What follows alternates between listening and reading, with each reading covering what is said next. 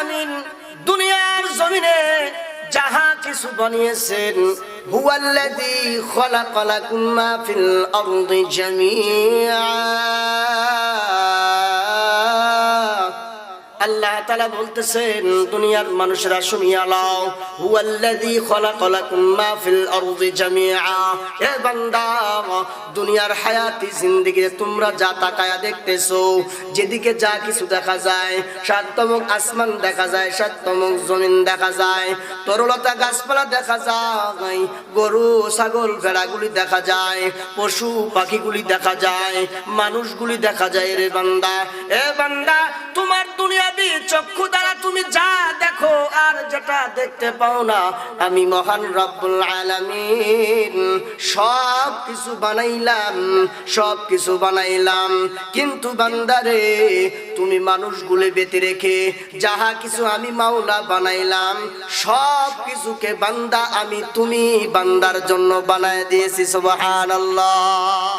কে বানাইছেন? এটা আল্লাহ দিয়েছেন। কার জন্য? আপনার আমার জন্য, তোমাদের জন্য বানাইছি। এ বাবা, এই যে মাইকগুলি বিজ্ঞান সায়েন্স প্রযুক্তির বিজ্ঞানীরা মাইকগুলি আবিষ্কার করেছেন, বলেন তো দেখি কার জন্য আবিষ্কার করলেন? আপনার আমার মতো বক্তাদের জন্য আবিষ্কার করেছেন, আপনার আমার শ্রোতার জন্য আবিষ্কার করা হয়েছে। এই যে লাইটগুলো আল্লাহ তাআলা মানুষের ব্রেনের ভিতরে ঢুকায় দিলেন, বিজ্ঞান সায়েন্স প্রযুক্তি লাইটগুলো বানাইলেন। এ বাবা, এই লাইটগুলি কার উপকারের জন্য বানাইছেন? আপনার আমার উপকারের জন্য বানাইছেন। বলেন তো দেখি, দস্তনাবাদ এলাকার মানুষেরা, বাবারা বলেন, ও আম্মা জানেরা বলেন তো দেখি, কোন মানুষের কাছে যাইয়া গরু ছাগল লাইট চাইছে নাকি? না, চাই নাই। কোন গরু ছাগল বলছে নাকি যে আমাকে ফ্যানের বাতাস দেওয়া হোক? কখনোই বলে নাই। পার্লামেন্টে যায় কি বলছে এই কথা যে মানুষেরা শুনিয়া লাও, গরমের কারণে আমি টিকতে পারি না, আমাকে এরকম ভাবে এসি রুমের ভিতরে ঢুকায়া দাও। না, কোনো গরু ছাগল আমারে বলে নাই, পশু পাখিও বলে নাই। কিন্তু বান্দা, এই এসি গুলি আপনার আমার সুবিধার্থে বানায় দিলেন আল্লাহ। এই যে আসমান বানাইছেন আল্লাহ, আপনার আমার সুবিধার্থে বানাইছেন। তারকা বানাইছেন আল্লাহ, আপনার আমার উপকারের জন্য বানাইছেন। সূর্য বানাইছেন আল্লাহ, আপনার আমার জন্য বানাইছেন। চন্দ্র বানাইলেন আল্লাহ, আপনার আমার জন্য বানাইছেন। জমিনটা বানাইলেন আল্লাহ, আপনার আমার জন্য বানাইলেন। এই জমিনকে আল্লাহ তাআলা পাহাড় পর্বত দিয়ে পেরেক মেরে রেখে দিয়েছেন, যাতে করে জমিনটা দলতে না পারে। রে বাবা, আজ থেকে মোটামুটি 2 থেকে 3 শুক্রবার জুমার দিনে রে বাবা, জুমার নামাজের জন্য প্রস্তুতি গ্রহণ করে ফেলেছিলাম। মোটামুটি 11টা 30 মিনিটের দিকে হবে, অথবা তার থেকে 2-4 মিনিট বেশি হবে। এমতো অবস্থায় জমিনটা কেমন জানি থরথর করে কাঁপতে শুরু করে দিয়েছিল। সামান্য জমিন এতটুকু থরথর করে কাঁপার কারণে দুনিয়ার জমিনের ঘর বিল্ডিং গুলা থরথর করে কাঁপতে শুরু করে দিয়েছে। শুধু ঘর বিল্ডিং গুলাই কাঁপে নাই, আমি আর আপনিও কিন্তু থরথর করে কাঁপতে শুরু করেছিলাম। শুধু আমি আর আপনি থরথর করে কাঁপি না, দুনিয়ার জমিনে যাহা কিছু আছে, পাহাড় পর্বত সব কিছু কিন্তু বাবা থরথর করে কাঁপতে শুরু করে দিয়েছিল। এটা কে করেছেন বলেন তো দেখি, কে করেছেন? আল্লাহ, আল্লাহ। এই জন্য মহান আল্লাহ বলেন, ফাবি আই আলাই রাব্বিকুমা তুকাদ্দিবান। এ বান্দা, কোন নিয়ামতের শুকরিয়া আদায় করে তোমরা শেষ করতে পারবা না। আজকে ভূমিকম্প দিয়া যদি তোমাদেরকে শেষ করে দিতাম, কেউ বাঁচাইতে পারতো না, কিন্তু আমি মাওলা বাঁচাইলাম। কিন্তু সাবধান, শুনিয়া লও, এ দুনিয়ার বান্দা কোনো গুনাহ করতে পারবা না।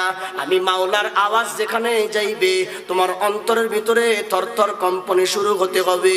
যদি তোমার ভিতরে আমার জিকির করার পরেও যদি থরথর করে না কাঁপে, বুঝতে হবে তুমি মুসলিম না, তুমি টাটকা বেঈমান হয়ে গেছো।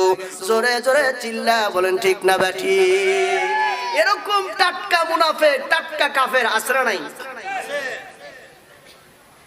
এই যে আবুল সরকার বাউল ফাউল, এই যে আল্লাহকে বললেন আল্লাহ, তোমার আগাও নাই মাথাও নাই, এই কুলাঙ্গার যে এখনো পর্যন্ত দুনিয়ার জমিনে বেঁচে আছে রে বাবা, আমার তো আশ্চর্য লাগে। আমরা ওলামায়ে কেরামরা এতদিন পর্যন্ত তো বাউলের পক্ষে কিছুই বলেছিলাম না, না বলছিলাম ভালো, না বলছিলাম খারাপ, কোনো কিছুই তো বলছিলাম না। এ বাবা তুমি গান বাজনা করো, তুমি করতে থাকো, তুমি নাচানাচি করো, তুমি করতে থাকো, আমার কোনো অসুবিধা নাই। তুমি কুদাকুদি করো, তুমি করতে থাকো, আমার কোনো অসুবিধা নাই। কিন্তু অসুবিধা তো সেই জায়গায়, মহান আল্লাহ আমার রব, মহান আল্লাহ আমার খালেক, মহান আল্লাহ আমার মালিক, মহান আল্লাহ আমার বন্ধু, মহান আল্লাহ আমার সব। আল্লাহর জন্য আমার দেহের সমস্ত রক্ত পর্যন্ত বিলিয়ে দিতে প্রস্তুত আছি রে। এই জন্য এই আবুল সরকার কুলাঙ্গারেরা সাবধান হয়ে যাও, সাবধান হয়ে যাও। বাংলার তাওহীদি জনতার শরীরে এক ফোঁটা রক্ত থাকতে কোনো বেঈমান কুলাঙ্গার আল্লাহর বিরুদ্ধে কথা বলে বাংলার জমিনে টিকে থাকতে পারবে না। এই জন্য আসলে বাবা আল্লাহ রাব্বুল আলামিন বলতেছেন, ওয়া ইযা তুলিয়াত আলাইহিম আয়াতু, এ ঈমানদারেরা এক নাম্বার গুণ হলো আমি আল্লাহর জিকির তোমার সামনে যখন করা হবে, বা তুমি আল্লাহ আল্লাহ জিকির করতেছো, তোমার অন্তরটা তরতর করে কাঁপতে থাকতে হবে। ও বন্ধুরা আমার, আলোকিত জীবন নামক সন্ধান কিতাব, আলোকিত জীবন সন্ধান নামক কিতাবের ভিতরে হযরত ওমর ফারুক রাদিয়াল্লাহু তাআলা আনহুর একটি ইতিহাস সুন্দর করে প্লেস করেছেন রে বাবা। কিতাবের ভিতরে আসছেন, আমি গত 2 দিন আগেও ঘটনাটি পড়লাম রে বাবা। আল্লাহর একনিষ্ঠ সাহাবা হযরত ওমর একটি সফরের জন্য রওনা হয়ে গেছেন, তার সঙ্গে কিছু সংখ্যক সাহাবায়ে কেরামও ছিল। যাইতেছেন যাইতেছেন যাইতেছেন মরুভূমি এলাকা, এখনকার মতো তো বাস নাই, ট্রাক নাই, মাইক্রো নাই, এরোপ্লেন নাই, এরকম ভাবে বাবা উপর জাহাজও নাই, নিচতলের জাহাজও নাই, পানি জাহাজও নাই, কিছুই নাই। এমন একটি পরিস্থিতির ভিতরে মরুভূমি এলাকার প্রান্তর দিয়ে হযরতে ওমর সাথীদেরকে নিয়ে যাইতেছিলেন। যাইতে যাইতে যাইতে অনেক দূর যাওয়ার পর যখন খিদা অনুভব করলেন, চতুর্দিকে তাকায় দেখে কোনো খাবার নাই, নিজের থলের ভিতরেও কোনো খাবার নাই। হযরত ওমর সাহাবায়ে কেরামদের ভিতরে একজন রে বলা হলো, এ সাহাবীরা রে, তোমাদের কাছে খাবার মতো কিছু আছে নাকি বলো? সকলেই বলল, না না না, আমাদের কাছে খাবারের তো কিছুই নাই গো নবীজি, কিছুই নাই গো। হযরত ওমর আমিরুল মুমিনিন শাসন আমলের ইতিহাস রে বাবা। হযরত ওমর ফারুক রাদিয়াল্লাহু তাআলা দূরবর্তী এক জায়গায় ছাগলের পালগুলি দেখতে পাইলেন, ভেড়ার পালগুলি দেখতে পাইলেন। সাহাবায়ে কেরামদেরকে বললেন, চলো সেখানে যাই, কিছু খাবার হয়তো বা জুটতে পারে। যাইয়া দেখেন একটি রাখাল ছাগলের পালগুলি চড়াইতেছিল, ভেড়ার পালগুলি চড়াইতেছিল। হযরত ওমর যাইয়া সালামটা জানায়া দিলেন। সালাম জানানোর পরে বলতেছেন, ও রাখাল ভাই, আমরা তো মুসাফির মানুষ, আমাদের বড্ড খিদা লাগছে, খাবারের কোনো ব্যবস্থা নাই, যদি একটি ছাগল তুমি আমাদেরকে দাও, সেখান থেকে দুধটা দহন করে আমাদের ক্ষুধাটা নিবারণ করতে পারি। রাখাল ডেকে বলতেছেন, ও আমির, ও রাখাল ডেকে বলতেছেন, ও আগন্তুক মুসাফির ভাই, এই ছাগলের পালের মালিক তো আমি না, আপনাকে তো আমি অনুমতি দিতেই পারি না, না দেওয়া যাবে না। হযরত ওমর ফারুক রাদিয়াল্লাহু তাআলা আনহু চিন্তা করে দেখলেন, এমন নওজোয়ান যুবক এই মুহূর্তেও আছে, পাওয়া যাবে, এটা বিশ্বাস করা যায় না। হযরত ওমর আমিরুল মুমিনিন পরীক্ষা করার জন্য কিতাবের ভিতরে সাক্ষীটা এমনটি ভাবেই দিতেছেন রে বাবা। হযরত ওমর ফারুক রাদিয়াল্লাহু তাআলা আনহু ওই রাখাল ব্যক্তিকে পরীক্ষা করার জন্য রাখালকে ডেকে বলতেছেন, রে ভাই, তোমাকে আমি কিছু অর্থ দিয়া দেই, আর একটি ছাগল আমার কাছে বিক্রি করে দাও, এতে তোমারও লাভ হবে, আমারও লাভ হবে, আবার আমাদের সঙ্গে তুমি খানাও খাইতে পারবা। আগন্তুক ব্যক্তিকে রাখাল ডেকে ডেকে বলতেছেন, ও আগন্তুক ব্যক্তি গো, তোমারে আমি চিনি না, আমাকেও তুমি চিনো না, আমি তো একটি রাখাল মাত্র, বই তো আর কিছুই না। আমার কাছে ছাগলের পাল দেখা যায়, আমার কাছে ভেড়ার পালগুলি দেখা যায়, আমার কাছে পশু পালগুলি দেখা যাইতেছে। এখান থেকে তোমাকে আমি তো বিক্রি করতে পারি না। হযরত উমর ফারুক রাদিয়াল্লাহু তাআলা আনহু বলতেছেন, এ ভাই রাখাল ভাই, দিলে তো কেউ দেখতে পাবে না, তোমার মহাজন তো বুঝতেও পারবে না। রাখাল ছেলে তখন বলতেছেন, এখান থেকে যদি একটা নয়, দুইটা নয়, তিনটা নয়, 10-10টাও যদি আপনার কাছে বিক্রি করে দেই, অথবা আমি জবাহ করে খেয়ে ফেলে দেই, আমার মহাজন জানতে পারবে না। এই কথাটা ঠিক। তুমি বাড়িতে যাইয়া বাগে খেয়ে ফেলছে বলতে পারো তো, কিন্তু তোমার মহাজন টের পাবে না। রাখাল ছেলে বলতেছেন, আগন্তুক ব্যক্তি ভাই, তুমি আসছো ঠিক আছে, কিন্তু না না, আমার মহাজন তো আমাকে দেখতেছে না, ছাগল কি করতেছে না করতেছে, আমি কি করতেছি না করতেছি তো কেউ দেখে না। কিন্তু গো আগন্তুক ব্যক্তি, শুনিয়া লাও, আমার মহাজন আমারে দেখে না, দুনিয়ার কোনো মানুষও আমাকে দেখবে না, আর কোনো মানুষও জানতেও পারবে না। কিন্তু শুনিয়া লাও, বুঝিয়া লাও, যে আল্লাহ আসমান বানাইলেন, যেই আল্লাহ জমিন বানাইলেন, যেই আল্লাহ তুমি মুসাফির রে বানাইলেন, যেই মাওলা আমি রাখাল রে বানাইলেন, যেই মাওলা আমার মহাজন রে বানাইলেন, যেই মাওলা পশু পালগুলোকে বানাইছেন, বলো তো দেখি সেই মহান আল্লাহ রাব্বুল আলামিনের চক্ষু তুমি কেমনে ফাঁকি দিবা? সুবহানাল্লাহ বলেন, আরো জোরে বলেন না সুবহানাল্লাহ। মাইলে মোমেন সুয়ে মোমেন মিশাওয়াত, মাইলে কাফির সুয়ে কাফির মিশাওয়াত। এক জামানা সোহবতে বা আউলিয়া, সোহবতে 100 সাল তাআত বেরিয়া। अगर खाही रिज़ोई हक अदा कुन, बंदगी कुन बंदगी कुन बंदगी। अल्लाहु अकबर। আরো জোরে বলেন না আল্লাহু আকবার। এই জন্য বলতেছিলাম, আল্লাহ তাআলা ইমানদারের 1 নাম্বার গুণ সম্পর্কে আলোচনা করতে যায় বলেন, রে ইমানদারেরা, 1 নাম্বার গুণ হইল, যার ভিতরে আল্লাহ তাআলার কথা বলা হবে তার অন্তরটা তরতর করে কাঁপতে থাকবে। আল্লাহর জিকির করা হবে তো অন্তরটা তরতর করে কাঁপতে থাকবে। ও বাবা জিরা রে, আমার কাছে একটি আশ্চর্যান্বিত ঘটনা আছে রে বাবা। হয়তো ভাই ঘটনা বলেই আমি আমার বিষয়বস্তু হয়তো আমার বয়ান শেষের লগ্নে চলে যাবে, কিন্তু বাবা মনোযোগ দিয়া শোনো রে বাবা। নওজোয়ান যুবক, এমন মর্মান্তিক ইতিহাস আমি নিজে সাক্ষী আছি রে বাবা। এমন একজন নওজোয়ান যুবক, তার বিবিও আছে, বাল বাচ্চাও আছে রে বাবা। কোনো একটি জায়গায় কর্মস্থলে কর্মরত ছিল রে বাবা। ঘটনাচক্রে একজন মহিলার সঙ্গে তার সম্পর্ক হয়, মহিলা অবিবাহিতা। এমত অবস্থায় এক পর্যায়ে একদিন যায়, 2 দিন যায়, 1 সপ্তাহ যায়, 1 মাস যায়, বছর যায়, গড়ে যায়, সম্পর্কটা গাঢ় হতেই থাকে, গাঢ় হতেই থাকে, গাঢ় হতেই থাকে। এক পর্যায়ে এমন একটি পরিস্থিতি তৈরি হয়ে গেল, এ বাবা, নির্জন কামরার ভিতরে উভয়জন একত্রিত হয়ে গেল। আপনারা জানেন, লোহা যেদিকে থাকবে, চুম্বক যদি এক জায়গায় থাকে, লোহা আর চুম্বকটা কিন্তু বড় একটি আকর্ষণ আছে রে বাবা।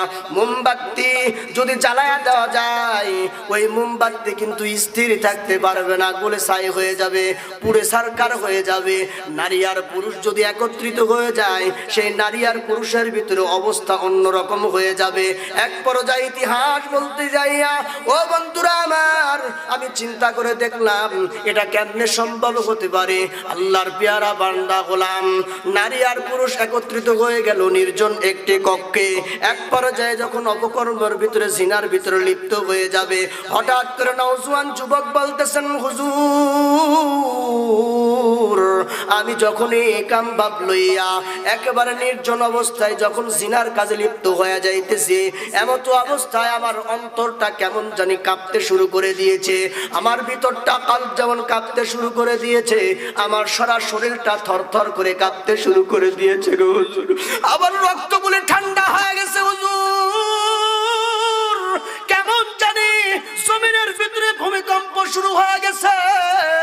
আমি আর স্থির থাকতে পারলাম না, ওই নারীর কাছ থেকে বিদায় নিয়ে আমি দূরে চলে গেলাম, নারীকে থাপ্পড় একটা দিয়া দিলাম, যা যা যা যা, তোর সতীত্ব তুই আর কোনোদিন নষ্ট করবি না, তুই কোনোদিন তোর সতীত্ব তোর স্বামী ছাড়া কাউরে দেখাইবি না। একটা থাপ্পড় দিয়া হুজুর আমি বিদায় করে দিয়েছিলাম। বলেন তো দেখি বাবা, এটা যদি আল্লাহর স্মরণ যদি না থাকতো, এমন নওজোয়ান যুবকের ভিতরে এমন গুণ আসা সম্ভব ছিল? এরকম নওজোয়ান যুবক আসরা নাই, আসরা নাই।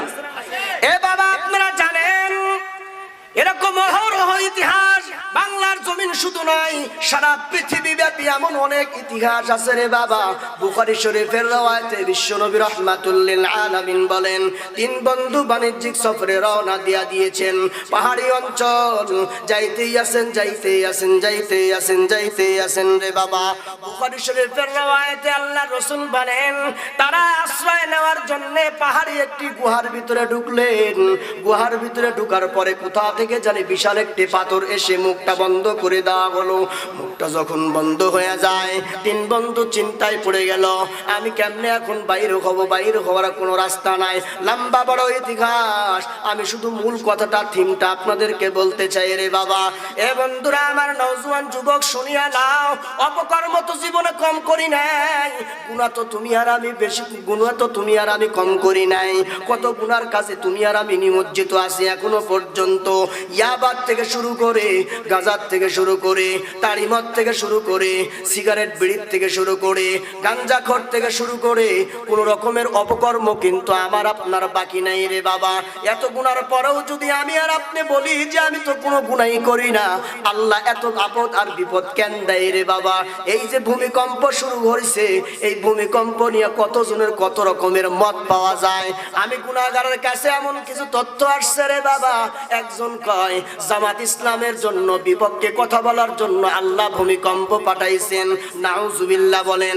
আওয়ামী লীগরা বলে শেখ হাসিনাকে বাংলার জমিন থেকে তাড়িয়ে দেওয়ার কারণে ভূমিকম্প আল্লাহ পাঠাইছেন, বলেন না নাউজুবিল্লাহ। এ বন্ধুরা আমার, বিএনপি আলারা বলেন, ও বন্ধুরা আমার, বলতেছেন বিএনপি কে গালি দেওয়ার কারণে আল্লাহ ভূমিকম্প পাঠাইছেন। আর আমার গবেষণায়, আমি গুনাহগারের গবেষণায়, আমি মাসউদুর রহমান মুহাজিরাবাদীর গবেষণায় বলি রে বাবা, আল্লাহ আল্লাহর রাসূলের সাক্ষী রেখা বলিয়া যায়, আল্লাহ আল্লাহর রাসূলের কিতাব রিসার্চ করে বলিয়া যায় রে বাবা। এটা কোনো আওয়ামী লীগ বুঝি না, বিএনপি বুঝি না, জাতীয় পার্টি বুঝি না, এরকম ভাবে দাঁড়িপাল্লা বুঝি না। আপনার আমার গুনার কারণে আল্লাহ জমিনের ভিতরে ভূমিকম্প দেয়। জোরে জোরে চিল্লা বলেন ঠিক না ব্যাঠিক? এরকম আবুল সরকার আর ফাউল সরকার যদি আর দুই চারটা বাংলার জমিনে যদি থাকে, বাংলার জমিন তো আল্লাহ শুধু ভূমিকম্প দিয়ে ক্ষান্ত করে দিয়েছেন, কিন্তু আল্লাহ তাআলা এই বাংলার জমিনকে জমিনের তলদেশে পাঠায় দিতেন। এরকম আউল ফাউল যদি আর দুই চারটা এরকম ভাবে প্রকাশ পায়, কথা বুঝেন নাই? গুনাহ, গুনাহ, এটা তো গুনার ফসল। এই জন্য বন্ধুরা আমার, আল্লাহ রাব্বুল আলামিন বলেন, ওয়া ইযা তুলিয়াত আলাইহিম আয়াতু, এ বান্দা, আমি আল্লাহর নাম যখন তোমাদের কাছে জিকির করা হয়, তোমার অন্তরটা থরথর করে কাঁপতে হবে। যদি অন্তরটা থরথর করে না কাঁপে, কোরআনের ভাষায় আমি আর আপনি বেঈমান হয়ে যায়, ঈমান আর থাকে না। ও বন্ধুরা আমার, জিকির গুলো দুই প্রকার, জিকিরে খফি, জিকিরে জলে। একটা জিকির গুলো প্রকাশ্যে, আর একটা জিকির গুলো গোপনে। এটা বললে তোমরা আরেক দেখাই দেয়। একটা জিকির হলো প্রকাশ্যে, আর একটা জিকির হলো গোপনে। জিক্রে জালি আর জিক্রে খাফি, জিক্রে জলি বলা হয় প্রকাশ্যে জিকির, জিক্রে খফি বলা হয় অন্তরের ভিতরের জিকির। বন্ধুরা আমার, মুফাসসিরিন কিরামরা লিখেছেন, জিক্রে জলির দ্বারা মানুষ বেঈমান হয়ে যায়, বেঈমান হওয়ার আশঙ্কা বেশি থাকে। আর জিক্রে খফির দ্বারা মানুষ বেঈমান অবস্থার থেকে আবার আল্লাহ ওয়ালার দিকে ফিরে আসে। সুবহানাল্লাহ। এই জন্য জিক্রে জলির তুলনায় জিক্রে খফিটা মানুষের বেশি থাকা দরকার। এজন্য দেখবেন সারা জীবন আকামার কুকাম করতে বাকি থয় নাই, জনগণের টেন্ডার মেরে খাওয়া বাকি থয় নাই, আবার জনগণের হক মেরে খাওয়াও বাকি থয় নাই, আবার এক ভাই বোন আত্মসাৎ করতে বাকি রাখে নাই। এরকম আছে না নাই? এই কথা কর না, আছে না নাই? আমাদের গ্রামে বহুতই আছে যে ভাই বোনকে ঠকাইছে, আবার বোন ভাইকে ঠকাইছে, আবার ভাই ভাইকে ঠকা, সব কিছু বাপের কাছ থেকে লেখা নিয়ে নিছে, এরকম আছে না নাই? কোন এরকম ঠকবাজ কি আল্লাহ বুঝে না? হ্যাঁ, আল্লাহ বুঝে না? ওয়া মাকারু ওয়া মাকারাল্লাহ আল্লাহু খায়রুল মাকিরিন।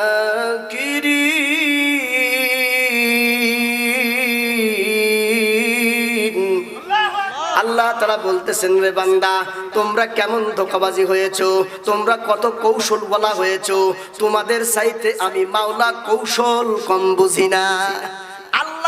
আল্লাহর কৌশলের সাথে আপনার আমার কৌশল মিলবে? এই কথা কর না, আবার আপনার কৌশল মিলবে? এই যে অনেকে আরেকটা জিনিস বলেই, সেটা হলো এই যে আমাদের সমাজে এই জিনিসটা কিন্তু আসছে কি, যে এই যে জমি জিরাত গুলা আছে না, জমিগুলা, এই জমিগুলা আমরা কটে দেই। কিসে দেই? কটে দেই। দিয়ে আমাদের হুজুরদের কাছে যায়, হুজুর এই জমি আমরা কটে দিই, কিন্তু হালাল হালাল করে খাই। কি করে খাও? এই জমি কটে দেওয়ার পরে এই জমির যে খাজনা গুলা আছে, সরকারি ট্যাক্স, এই ট্যাক্স গুলো আমরা দিয়ে দেই, তাই আমাদের হালাল হয়। মুআজ্জাজ হাজিরিন, হানাফি বুঝি না, আহলে হাদিস বুঝি না, সমস্ত মুফতিনে কেরামরা, সমস্ত হাদিস বিশারদ, সমস্ত ওলামায়ে কেরাম এটাতে একমত যে জমি কট দেওয়া হালাল না, হারাম। কি কথা ঠিক না বেঠিক? এখন আমরা ইয়া খুঁজি, মানে চালাকি। আল্লাহ যে আপনার থেকে বেশি চালাক এটা তো আপনি বুঝেন না, বা আমি বুঝি না, কিন্তু আল্লাহ তো বুঝে যে বান্দা কোন দিকে যাইতে পারে। কথা ঠিক না? এই যে গত 2 দিন আগে আমি একটি মিডিয়াতে দেখলাম যে বর্তমান মানুষরা আসলে রিসার্চ করতে করতে কোন পজিশন পর্যন্ত যে গেছে, আল্লাহু আকবার। আমি দেখলাম ছোট্ট একটা বাচ্চা বানাইছে, ছোট্ট কি বানাইছে? বাচ্চা বানাইছে, বানায়া এত সুন্দর করে বানাইছে, মনে হচ্ছে যে অবিকল শিশু আজকে জন্মগ্রহণ করছে। আমার আহলিয়া আমারে বলতেছে যে দেখো কি সুন্দর বাচ্চা। আরে এত সুন্দর বাচ্চা, মানে আমার বিবি আমার প্রশ্ন করতেছে, হায় রে, আল্লাহ যদি এদেরকে জান দেওয়া, প্রাণ দেওয়ার ক্ষমতা দিয়ে দিত, তাহলে এরা যে কি করতো? এই কথা ঠিক না? কি যে করতো? তাহলে বলেন এই যে অবস্থা আমাদের। আবার তো আরেকটি তথ্য আমরা পেয়েছি যে বর্তমান এখন আপনার নারীও বানাচ্ছে, আবার পুরুষও বানাচ্ছে রোবট। এক ধরনের স্বামী স্ত্রী ভাবে চলতে পারবে এরকম রোবট মানে আপনার মূর্তি বানাইছে। তাহলে মানুষ কোন হালতে চলে গেছে চিন্তা করছেন? যদি এই আল্লাহর ভয় আর ভীতি যদি আমার আপনার অন্তরের ভিতরে থাকতো, তাহলে এগুলো করার সাহস পাইতাম? এই কথা কর না, সাহস পাইতাম? কল্পনায় তো আসতো না এগুলো। এজন্য মুআজ্জাজ হাজিরিন, আল্লাহ তাআলা ঈমানদারের এক গুণের ভিতরে 1 নম্বর গুণ বলতেছে যে ঈমানদারদের কাছে যখন আমি আল্লাহর জিকির করা হয়, ইজা যুকিরাল্লাহ, আমি আল্লাহর জিকির করা হয়, ওয়াজিলাত কুলুবুহুম, তাদের অন্তর থরথর করে কাঁপতে থাকে। এটা 1 নম্বর গুণ। জিকির হলো 2 প্রকার, জিকরে খাফি, জিকরে জলি। এই যে আমরা সুবহানাল্লাহ, আলহামদুলিল্লাহ, আল্লাহু আকবার, লা ইলাহা ইল্লাল্লাহ তাসবিহ নিয়াজে মসজিদের কোনায় কোনায় করি না, সারা জিন্দেগি ভর নামাজ নাই, কালাম নাই, হালাল হারাম তমিজ নাই। এখন শেষ বয়স এসে গেছে, এখন হাঁটু আর চলে না, মাজাও আর চলে না, উঠলে বসতে পারে না, বসলে উঠতে পারে না। এখন কর্মটা কি? এটা কিছু করা লাগবে তো। তো ওই যাবে মসজিদের কোনায় যাবে, আর তসবিহ টিপবে, আর ওই আমাদের ওই নেতা এই বাঁকা করে কেন দাঁড়াইলো, হ্যাঁ ইমাম সাহেব এটা করলো কেন? ইমাম সাহেব আর আগে আসতে পারে না। কথা বুঝেন নাই? আমার কথা বুঝেন নাই? এই হলো হালাত। অথচ সারা জীবন কাম কম করে মানুষরা জ্বালাইছে, এখন মসজিদে আইসা মুসল্লিদেরকেও জ্বালায়, মুয়াজ্জিনরাও জ্বালায়, ইমামরাও জ্বালায়। আসরা নাই? তাহলে ওর ভিতরে যদি আসলেও প্রকৃত আল্লাহর ভয় থাকতো, এগুলো করতো? এগুলো করার সাহস পাইতো? কখনোই সম্ভব না। এই জন্য মুআজ্জাজ হাজিরিন, জিকিরে খাফি আপনার ভিতরে ঢুকাইতে হবে। যদি জিকিরে খাফি ঢুকাইতে পারি, ওই যে আগন্তুক রাখাল, যেটা বললাম আপনাকে, যে হযরত উমরকে বলতেছে যে আমাকে তো আমার মাহাজনও দেখবে না, কেউ দেখবে না, কিন্তু দেখবে কে? এটাই হলো জিকিরে খাফি, অন্তরের ভয়। এই অন্তরের ভিতরে আল্লাহ তাআলার ভয় আপনাকে আমাকে নিয়ে আসতে হবে। এজন্য মুআজ্জাজ হাজিরিন, আল্লাহ তাআলার ভয় যদি আমার আপনার অন্তরের ভিতরে থাকে, তাহলে দেখবেন হকদারের হক নষ্ট কোনোদিন হবে না।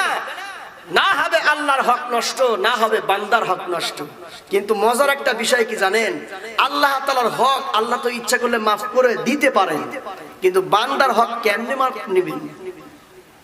আমার ওস্তাদ বলতেছে, আমার এক ওস্তাদ, পড়াশোনা করছি যখন মাস্টার্স পড়ি, দাওরা হাদিস যাকে বলে, দাওরা হাদিস যখন পড়ে, আমার এক ওস্তাদ বলতেছে যে না দিয়া লুক করে নাইমে আসছো নাকি, এরকম আসো নাকি তোমরা?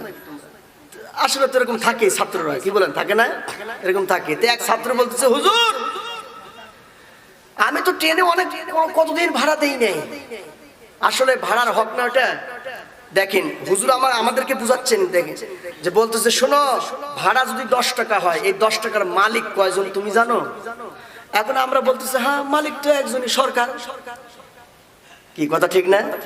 আপনাদেরকে যদি এখন আমি প্রশ্ন করি যে আচ্ছা বলেন তো দেখি, এই যে এই কলমটাই ধরলাম, এই কলমটা কার?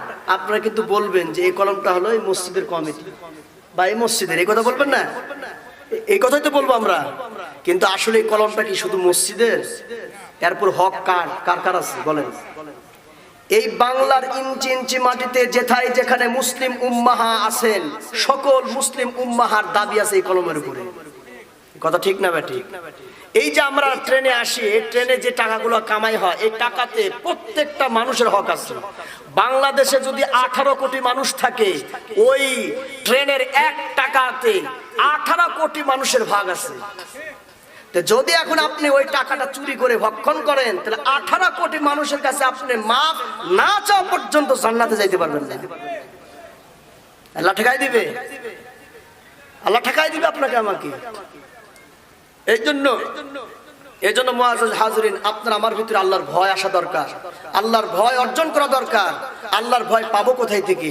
আলেম ওলামার কাছে যান, আল্লাহ ওয়ালার কাছে যান, নামাজি ওয়ালার কাছে যান। মান তাশাব্বাহা বিকাউমিন ফাহুয়া মিনহু। আল্লাহ রাসূল সাল্লাল্লাহু আলাইহি ওয়াসাল্লাম বলেন, হে দুনিয়ার মানুষেরা শোনো, যদি মদখোরের কাছে যাও তো মদখোর হইবা, তারিখের কাছে যাও তো তারিখের হইবা, দাড়িওয়ালার কাছে যাও তো দাড়ি পাইবা, নামাজিওয়ালার কাছে যাও তো নামাজ পড়তে পারবা। কি কথা ঠিক না বেটি? তাহলে আপনি আমি যদি 5 ওয়াক্ত নামাজে আসা যাওয়া করি, তাহলে কি পাবো? 5 ওয়াক্ত নামাজি হয়ে যাব। কথা ঠিক না? আর যখন আমি 5 ওয়াক্ত নামাজ পড়লাম না, শুধু দোকানপাটে ঘুরে বেড়াইলাম আর সুন্দর সুন্দর হেরে গুলমান গুলা দেখতে আসলাম, বর্তমান মাহফিল গুলো তো এখন এরকমই অবস্থা। কি কথা ঠিক না? আমি যে বিষয়ের উপরে কথা বলতেছি, এই বিষয়টা আমাদের এই এলাকার মানুষের ভিতরে যদি থাকতো, তাহলে এই মাহফিলে আজকে জায়গা দেওয়া যাইতো না, আর দোকানে মানুষকে খুঁজে পাওয়া যাইতো না। এটাই তো বাস্তবতা, আর এটাই তো ওলামায়ে কেরাম আপনাকে আমাকে বলতেছে, এটাই আপনাকে আমাকে তুলে ধরতেছে। আর এই কথাগুলি ওলামায়ে কেরাম বললে ওলামায়ে কেরামের দোষ। আচ্ছা বলেন, আপনাদের মসজিদের ইমাম সাহেব, আমার জানা মতে উনি আমার বড় ভাই, আবার আমার ওস্তাদ, আমার ওস্তাদের বন্ধু। আমার ওস্তাদ, কথাটা ভালো করে বুঝেন, হযরত হাফেজ আতিকুর রহমান সাহেব দামাত বারাকাতুহু মুদ্দাজিল্লাহুল আলিয়া, উনি এখানে আছেন। উনাকে সাক্ষী রেখেই বলতেছি, উনার বন্ধু ইনি আমার ওস্তাদ। আপনাদের এই মসজিদে কমপক্ষে 20 বছর ধরে নামাজ পড়াইতেছে। কি কথা ঠিক না বেটি? আমি 20 বছর ধরলাম। বলেন দেখি, এই 20 বছরে কয়দিন বিড়িতে টান দিছে? কয়দিন সিগারেট খাইছে? কয়দিন পর নারীর দিকে কোন নজরে তাকাইছে? প্রমাণ দিতে পারবেন? কতক্ষণ প্রমাণ দিতে পারবেন? আমি কিন্তু একটা দাবি নিয়ে কথা বলতেছি। ইনি আমার মামা, ইনাকে আমি মামা বলে সম্বোধন করি, খুব ভালোবাসে আমাকে, খুব ভালোবাসে। আমি দাবি নিয়ে এই কথাগুলি বলতেছি, কারণ আমাকে বলতে হবে, আমি তো আপনাদের সন্তান, আমার শ্বশুর বাড়িও এখানে, আপনারা জানেন। বলেন দেখি, আমার এই বড় ভাই, আপনাদের কত মা বোনরা আছে এখানে, কারো দিকে কোন নজরে তাকাইছে কোনদিন? কোন নারীর আসল ধরে টান দিছে? আপনাদের মসজিদে 1 টাকা মাইরা খাইছে? কতক্ষণ নাকি নিছে? কেন? আল্লাহর ভয় আছে। অথচ এই ইমাম সাহেব যদি আজকে আপনাকে সঠিক কথা বলে, আমি আর আপনি আর বিরুদ্ধে চলে যাই। কি কথা ঠিক না? আমি আপনার বিরুদ্ধে চলে যাই। এই যে সামান্য আউল ফাউলের কথা ওলামায়ে কেরাম বলছেন, কত ইমাম সাহেবের চাকরি চলে গেছে, কত ইমাম সাহেব বয়ান করতে পারতেছে না। কেন? যে এই সামান্য একটা কথা কেন বলা লাগবে? হুজুরে কি খায় কাম পায় নাই? এই সামান্য একটা কথা বলা লাগবে? আরে ভাই, আজকে জিয়াউর রহমানকে যদি আমি এই টেস্ট থেকে যদি আজকে জিয়াউর রহমানকে গালি দেই, আমাকে বাড়ি চাইতে দিবেন? এই কতক্ষণ নাকি বাড়ি চাইতে দিবেন? আমি যদি ডক্টর শফিকুর রহমানকে যদি এখন গালি দেই, আমাকে চাইতে দিবেন?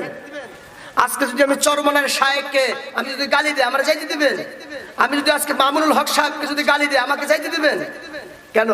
ও তো তুমি মামুনুল হক সাহেবকে গালি দিলে তুমি বিচার পাইবা, শেখ মুজিবুর রে গালি দিলে বিচার পাইবা, জিয়াউর রহমান রে গালি দিলে বিচার পাইবা, খালেদা রে গালি দিলে বিচার পাইবা, শেখ হাসিনা রে গালি দিলে বিচার পাইবা। আর আমার একজন তাওহীদি, আমার একজন আলেমের গায়ে হাত তুলবা, আমার আল্লাহকে নিয়ে গালি দিবা, আমার কোরআনকে নিয়ে অপব্যাখ্যা করবা, স্পষ্ট তোমাকে কে দিয়েছে? স্পষ্ট কে দিয়েছে তোমাকে? এজন্য হুঁশিয়ার, সাবধান। আমার মামাজান থেকে শুরু করে আপনার তাওহীদি জনতা এখানে যারা আসছেন সকলের কাছে আমার আকুল আবেদন, এই বিচার আমরা ডক্টর ইউনূস সাহেবকে দিতে চাই। অতীব দ্রুত আপনি এই আবুল সরকারকে থামান আর তার বিচার আদালতে কাঠগড়ায় নিয়ে আসেন জনসম্মুখে, নচেত বাংলার জমিনে গলিতে গলিতে আগুন জ্বলবে। কথা ঠিক না বেঠিক? কিন্তু আমরা তো বেয়াদব নয়, কারণ আমার নবীও বেদব না, আমরাও বেদব না, আমরা আদবওয়ালা উম্মত, আদব নবীর উম্মত। চিল্লা বলেন ঠিক না বেঠিক? আমার নবী কেমন আদবওয়ালা দেখেন। আল্লাহর নবী, বিশ্ব নবী, রাহমাতুল লিল আলামিন। আক্তার ভাই 500 টাকা এই নুরানি মাদ্রাসার উন্নয়নের জন্য দান করেছে। আল্লাহ দানকে কবুল করে নাও, জানি মালে বরকত দিয়া দাও। মাওলারে জানি না কি নিয়তে দান করেছে গো আল্লাহ। ও গো মাওলা, আব্বা যদি মারা যেয়ে থাকেন জান্নাত দান করে দাও, জাহান্নামের দরওয়াজাগুলি বন্ধ করে দাও, জান্নাতের দরওয়াজাগুলি উন্মুক্ত করে দাও। সকলে জোরে সোরে আল্লাহুম্মা আমিন। বলতেছিলাম রে বাবা, আল্লাহর নবী, বিশ্ব নবী কেমন একজন নবী দেখেন, আদবওয়ালা নবী। আমরা কিন্তু বাবা পাইছে এক ইহুদি কুলাঙ্গার বিশ্ব নবী রাহমাতুল লিল আলামিনের কাছে কিছু টাকা পাইতো, কিছু অর্থ পাইতো। অর্থগুলি নেওয়ার জন্য এখনো পর্যন্ত অর্থ পরিশোধ করার 1 দিন বা 2 দিন বাকি আছে। এমত অবস্থায় বিশ্ব নবীর দরবারে হাজির হয়ে গেছে ইহুদি, যাইয়া আল্লাহর রাসূলকে গালমন্দ শুরু করেছে। বিশ্ব নবীকে বলতেছে, আব্দুল্লাহর বেটা মোহাম্মদ, টাকা নেওয়ার সময় হুঁশ ছিল আর দেওয়ার সময় হুঁশ নাই। আল্লাহ রাসূল বলতেছেন, বা ও ভাই, আপনার কাছ থেকে আমি টাকা নিয়েছি এটাই সত্য, আপনার কাছে আমি কর্জ নিয়েছি এটাই সত্য, কিন্তু বিষয়টা হলো এখনো তো 1-2 দিন বাকি আছে দেওয়ার পরিশোধ করার জন্য। ইহুদি বলতেছে, বুঝি না, দেওয়ার সময় হয়ে গেছে, টাকা তো খাইছো, এখন তাড়াতাড়ি উগলাও। বিশ্ব নবী রাহমাতুল লিল আলামিনের খপ করে কলারটা যখন ধরে ফেলছেন, হযরত উমর ফারুক রাদিয়াল্লাহু তাআলা আনহু সঙ্গে সঙ্গে দাঁড়াইয়া ইহুদির কলারটাও ধরে ফেলেছেন। বিশ্ব নবী কত আদবওয়ালা নবী রে বাবা, এ বাবা, বিশ্ব নবী কত আদবওয়ালা নবী, কত মায়ার নবী আমি আর আপনি পেয়েছি। এত সুন্দর মায়ার নবীকে কিন্তু বাবা আমি আর আপনি চিনতে পারলাম না।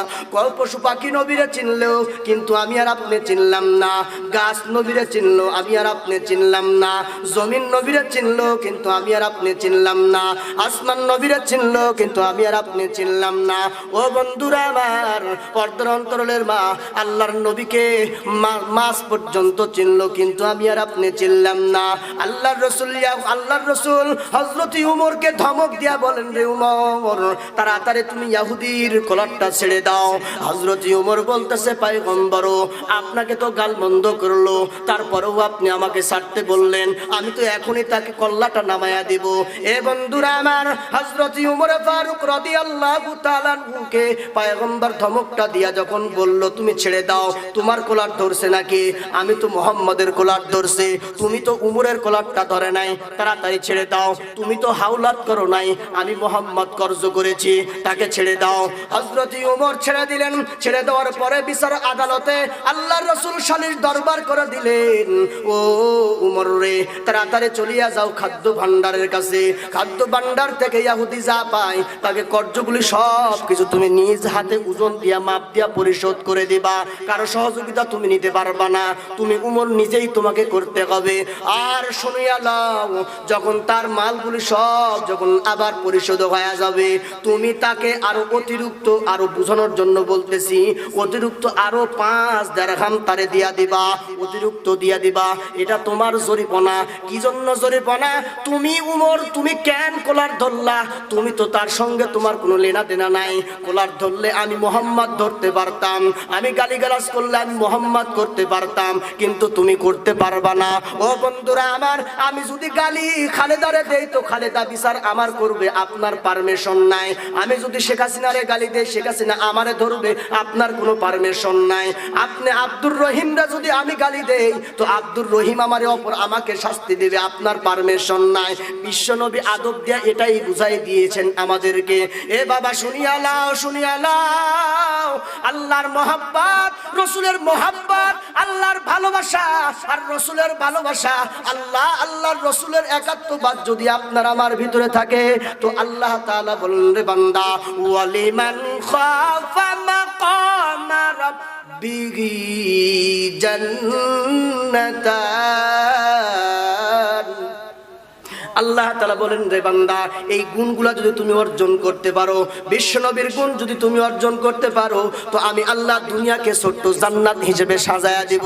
দুনিয়াতে থাকবা তো আখিরাতের গন্ধ পাইবা, দুনিয়াতে বসবাস করবা তো জান্নাতের গন্ধ পাইবা, দুনিয়াতে থাকবা তো জান্নাতের ফল খাইবা। হযরতে মারিয়াম আলাইহিস সালাতু ওয়াস সালামের ইতিহাস কিন্তু আপনারা জানেন রে বাবা। দুনিয়াতে বসবাস করছেন কিন্তু জান্নাতের আঙ্গুর ফলগুলা খাইছেন। জাকারিয়া বলে, রে মারিয়াম, তুমি আঙ্গুর ফল কই পাইলা? মৌসুম তো এখন নয়। মারিয়াম বলতেছেন, খালুজান, আল্লাহ আমারে পাঠাইয়া দিয়েছে, তাই আমি পাইলাম। কি আমল করেছে রে বাবা? একটাই আমল, অন্তরের ভিতরে আল্লাহর ভয় অর্জন করেছে, কলটা তাকওয়া বানওয়ালা কলব বানাইছেন। কোনো গুনার কাজে নিমজ্জিত হয় নাই। আমি আর আপনিও গুনার দিকে নিমজ্জিত হব না রে বাবা। এ বাবা, আমি গুনাহগারের সঙ্গে আপনারা কে কে রাজি আছেন? যতদিন পর্যন্ত দুনিয়ার জমিনে থাকবেন আর সুদ খাইবেন না, গুনার কাজে যাইবেন না, পরনিন্দা করবেন না, বাবা মাকে গালিগালাজ করবেন না, আত্মীয় স্বজনের হক মেরে খাবেন না, গাঞ্জা খাবেন না, ফেন্সিডিল খাবেন না, ইয়াবা খাবেন না, কোনো দলকে টার্গেট করে কোনো কথা বলবেন না, কারো মানহানি নিয়ে কোনো রকমের কথাবার্তা বলবেন না, ইসু নিসু কথা বলবেন না। মর্যাদাওয়ালাকে মর্যাদা দেবেন, অমর্যাদাওয়ালাকেও শোভনীয় মর্যাদা দেবেন। সব কিছু করতে হবে কার জন্যে? বলেন না কার জন্যে? আরো জোরে বলেন না কার জন্যে? আল্লাহর জন্য সব কিছু করার প্রয়োজন। আল্লাহর রাসূল যখন হযরত উমরকে এই ফয়সালা দিয়ে ছেড়ে দিলেন, কিতাবের ভিতরে সাক্ষী দেয় হযরত উমর মাপার জন্য চলে গেছেন খাদ্যের রুমের ভিতরে, মাপতে শুরু করে দিয়েছেন।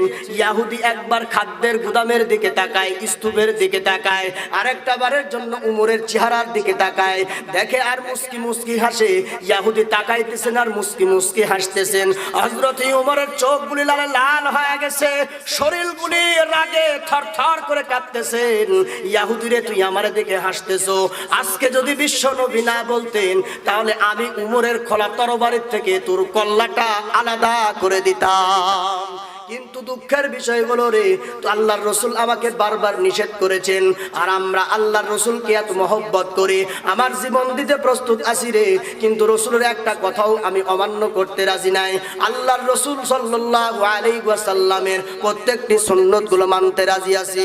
জীবন চলে যাবে টুপি ছাড়বো না, জীবন চলে যাবে লম্বা লিবাস ছাড়বো না, জীবন চলে যাবে দাড়ি কাটবো না, জীবন চলে যাবে কিন্তু কোনোদিন মিথ্যা কথা বলবো না, জীবন চলে যাবে সুদ খাবো না, জীবন চলে যাবে ঘুষ খাবো না। আল্লাহর রাসূলের আদর্শগুলি নিজের জীবনে বাস্তবায়ন করবো রে বাবা। এই জন্য হযরত উমর বলতেছে, রে ইহুদি, তুমি আমার দিকে তাকায়া তাকায়া হাসতেছো। ইহুদির বাচ্চা সুন্দর করে তাকায়া তাকায়া হাসে। মাল যখন সব কিছু মাপ ওজন করা হয়ে গেছে, বুঝায়া দিয়েছেন, আর অতিরিক্ত জরিমানা হিসেবে আরো 5 দিরহাম দিতে হবে। এটা যখন মাপার জন্য হযরত উমর হাতটা বাড়াইলেন, আল্লাহর রাসূল সাল্লাল্লাহু আলাইহি ওয়াসাল্লামের সাহাবী উমর যখন এই কাজটা করতে যাবে, সঙ্গে সঙ্গে ইহুদি ডেকে ডেকে বলতেছে, রে এ উমর, আর মাইপো না, আর মাইপো না, তোমার মাথার থেকে ঘামগুলো টপ টপ করে জমিনে পড়িয়ে গেছে রে। এই উমর আয় আয়, আমার ইয়াহুদির সব কিছু বোঝা হয়ে গেছে রে, তাড়াতাড়ি আমার সাথে আয়। আমি আর এক সেকেন্ড দেরি করতে চাই না, একটা দৌড় দিয়ে বিশ্ব নবীর দরবারে হাজির হয়ে যায়। আল্লাহর রাসূলকে যাইয়া বলতেছেন, পয়গম্বর গুনাহ করছি, কত গুনাহ করেছি গো পয়গম্বর। আমি তাওরাত কিতাব পড়েছি, ইনজিল কিতাবও পড়েছি, জাবুর কিতাবও পড়েছি, কোরআন আপনার কাছ থেকে শুনতেছি, সব কিছু থেকে আমি সার নির্যাস বাহির করে গো ওগো নবীজি আপনাকে পরীক্ষা করার জন্য আমি ইহুদি এই কাজগুলা করেছিলাম। পয়গম্বর হাতটা বাড়ায়া দেন আর আমারে পড়াইয়া দেন, লা ইলাহা ইল্লাল্লাহু মুহাম্মাদুর রাসূলুল্লাহ। আল্লাহু আকবার, আল্লাহু আকবার। এটা তো ছিল নবী, এই আদবওয়ালা নবীর আদব উম্মত আমরা। আদব নবীর আদব উম্মত হলো উমর, আদব নবীর আদব উম্মত হলো আবু বকর, আদব নবীর আদব উম্মত হলো হযরত উসমান। আল্লাহর নবী আদবওয়ালা নবী, আদবওয়ালা নবীর উম্মত হলো হযরত আলী। আল্লাহর নবী আদবওয়ালা, আমরা হইলাম আদবওয়ালা উম্মত। এই জন্য আবুল সরকার এখনো পর্যন্ত দুনিয়াতে বেঁচে আছে, নচেত তাকে দুনিয়া থেকে উৎখাত করে দেওয়া হইতো। ওই পুকুরে যখন নামাইতে পারছে, তাকে চুবাইয়া চুবাইয়া পানি খাওয়াইয়া নমরুদের মতো তাকে হত্যা করে পারত, কিন্তু করে নাই। কেন করে নাই জানো? একটাই কারণ, আল্লাহর ভয় অন্তরে থাকার কারণে, আল্লাহর রাসূলের মহব্বত থাকার কারণে। এই জন্য বন্ধুরা আমার আপনাদেরকে বলিয়া যায়, হাতে ধরে বলিয়া যায়, পায়ে ধরে বলিয়া যায়, আম্মা জানেরা আমার আওয়াজ যারা শুনতেছেন মনোযোগ দিয়ে শোনার চেষ্টা করবা গো মা। আর কতদিন দুনিয়ার জমিনে বেঁচে থাকবা? একদিন তো থাকতে পারবা না। তোমার দাদাও চলিয়া গেছে, তোমার মাও চলিয়া গেছে, তোমার নানাও চলিয়া গেছে, তোমার নানিও চলিয়া গেছে। আপনার আমার উত্তর শরীরা দুনিয়ার জমিন থেকে বিদায় নিয়ে চলে গেছে। একদিন তুমিও থাকবা না, আমিও থাকবো না। মুর্দার খাটলে আপনার আমার সামনে হাজির হয়ে যাবে। এ বাবারা, এ মা, এ বোন, এ নওজোয়ান যুবক গো, তোমাদের হাতে ধরে পায়ে ধরে বলিয়া যাই রে বাবা, এক ওয়াক্ত নামাজ কাজা করবা না, সুদ ঘুষের সঙ্গে থাকবা না, পরনিন্দা করবা না, গীবত শিকায়াত করবা না। ও বন্ধুরা আমার, বেপরদা হয়ে চলবা না, লুটতরাজি করবা না, ঠকবাজি করবা না, মানুষকে ধোঁকা দিবা না, মানওয়ালাদেরকে মান দিয়ে কথা বলবা, মানওয়ালাদের সাথে মানওয়ালা ভাবে চলবা। ও বন্ধুরা আমার, কাউকে কষ্ট দিয়া কথা বলতে পারবা না, কাউকে কষ্ট দিয়া তাকাইতে পারবা না, আব্বা আম্মাকে বেয়াদব বলে গালি দিবা না। এই আব্বার আব্বা দুনিয়ার থেকে বিদায় নিয়ে চলে গেছে রে বাবা, আর কোনোদিন আপনারা আমার সামনে আসবে না। এই জন্য আজকে থেকে নিয়ত করে রে বাবা, যাদের আব্বা আছে আম্মা আছে তাদের কাছ থেকে মাপ চেয়ে নিব। কে কে রাজি আছে? দু হাত তুলে আল্লাহ পাকরে দেখাও। ওগো আল্লাহ, নিয়ত করলাম আব্বা আম্মার সঙ্গে বেয়াদবি করব না, বিবির হক আদায় করব, সন্তানের হক আদায় পর্যন্ত করব, বান্দাদের হক আদায় করব, আল্লাহ তোমারও হক আদায় করব। ওগো আল্লাহ, মৃত্যু পর্যন্ত ঈমান আর আমলের সঙ্গে অটুট আল্লাহ আপনি আমাদের সবাইকে রাখবেন। আমিন, আমিন।